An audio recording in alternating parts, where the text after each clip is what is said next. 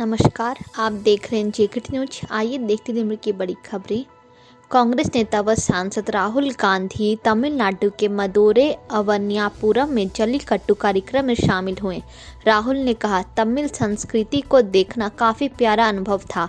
मुझे खुशी है कि जल्लीकट्टू व्यवस्थित सुरक्षित तरीके से आयोजित किया जा रहा है और सभी का ध्यान रखा जा रहा है। आतंक विरोधी अभियानों को संभालने वाले भारत के नेशनल सिक्योरिटी गार्ड कमांडो इस साल गणतंत्र दिवस की परेड में कंधे से कंधा मिलाकर मार्च नहीं करेंगे। कोविड-19 दिशा निर्देशों के कारण मार्च के दौरान कमांडो के बीच में 1.5 मीटर की दूरी रहेगी। इस बार परेड में कमांडो की कुल संख्या के लगभग 40% ही मार्च में भाग लेंगे। पब्लिक हेल्थ इंग्लैंड के अध्ययन में पाया गया है कि कोविड-19 इम्यूनिटी कम से कम 5 महीने रह सकती है, लेकिन ऐसे लोग दूसरों को संक्रमित कर सकते हैं। अध्ययन में भाग लेने वाले 6,614 लोगों में से 44 लोग दोबारा संक्रमित हुए। विशेषज्ञों के मुताबिक 2020 की शुरुआत में संक्रमित हुए लोग अब फिर से इसकी चपेट में आ सकते हैं। भारतीय किसान यूनियन के अध्यक्ष भूपिंदर सिंह मान ने केंद्र सरकार के नए कृषि कानूनों पर सुप्रीम कोर्ट द्वारा बनाई गई कमेटी से खुद को अलग कर लिया है। भूपिंदर मान ने कहा, किसान संगठनों और जनता के बीच प्रचलित आशंकाओं के मद्देनजर किसान हितों में समझौता नहीं करने के लिए मैं कोई भी पद छोड़ने के लिए तैयार हूँ। भारत में थोक महंगाई दर दिसंबर 2020 में 1.22% रही, जो नवंबर के 1.55% और दिसंबर 2019 के 2.76% के मुकाबले कमी को दर्शाता है।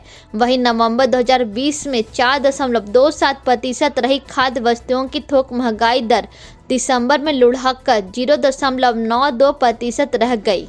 गौरतलब है कि 3 फरवरी को आरबीआई की मौद्रिक नीति समिति की बैठक होनी है। भारत में कोविड-19 के यूके स्ट्रेन से संक्रमित लोगों की कुल संख्या 109 हो गई है। मंत्रालय ने बुधवार को कहा था कि अन्य नमूनों की जीनोम सीक्वेंसिंग की जा रही है। मंत्रालय के अनुसार स्थिति पर नजर रखने के साथ ही राज्यों को लगातार इससे संबंधित दिशा निर्देश दिए जा रहे हैं। बीएसएफ को जम्मू कश्मीर के कठुआ जिले में भारत पाकिस्तान सीमा पर हीरानगर सेक्टर में सीमा पार जा रही 150 मीटर लंबी और 25 से 30 फीट गहरी सुरंग मिली, जिसका वीडियो सामने आया है। स्वदेशी लड़ाकू विमान LCA तेजस की खरीद को मंजूरी मिलने पर chief of defence staff general Bipin Rawat ने कहा, हमारा अंतिम उद्देश्य भविष्य में होने वाले संघर्षों को स्वदेशी रक्षा उपकरण के माध्यम से जीतना है। उन्होंने कहा, हमारा जोर स्वदेशी और आत्मनिर्भर भारत पर है।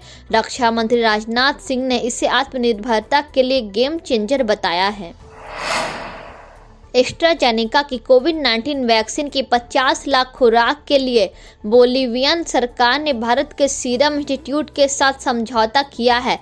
बोलीविया के राष्ट्रपति लुइस अर्से के अनुसार वैक्सीन की पहली 10 लाख खुराक अप्रैल में बोलीविया पहुंचेगी। Drugs controller general of India ने आपातकालीन स्थिति में कोविशील्ड के सीमित इस्तेमाल को 3 जनवरी को मंजूरी दी थी। वेब सीरीज आश्रम में अनुसूचित जाति जनजाति की भावनाएं आहत करने के आरोप में फिल्म मेकर प्रकाश झा के खिलाफ जोधपुर के लूनी थाने में केस दर्ज हुआ है। शिकायतकर्ता DR मेघवाल ने FIR में कहा है, सीरीज ने घृणित शब्दों का इस्तेमाल और जाति धर्म के नाम पर भाईचारे को आहत कर आपसी सौहार्द बिगाड़ा है। यह आपराधिक कृत्य है। गूगल के मुताबिक उसने यूजर की सुरक्षा नीतियों का उल्लंघन करते हुए पाए गए पर्सनल लोन ऐप्स को अपने प्ले स्टोर से हटा दिया है।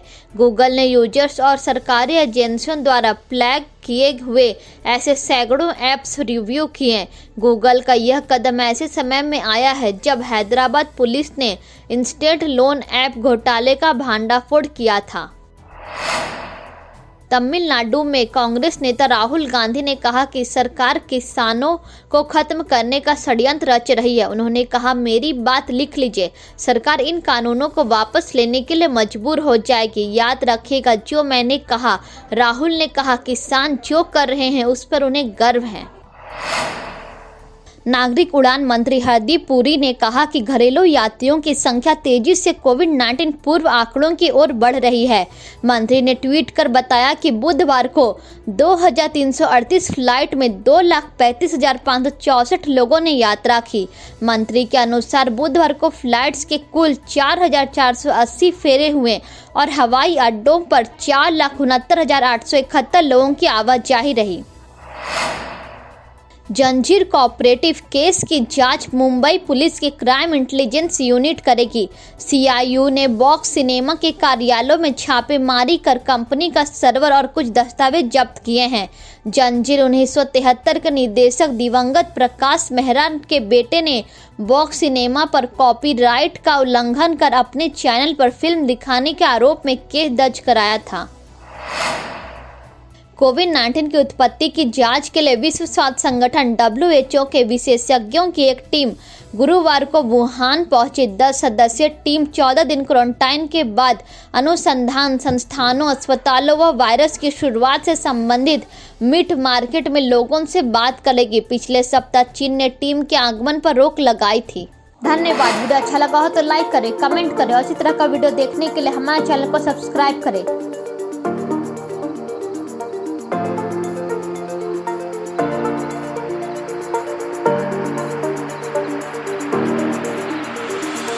आप चेतुगंज के साथ इंस्टाग्राम, ट्विटर और फेसबुक पर भी जुड़ सकते हैं।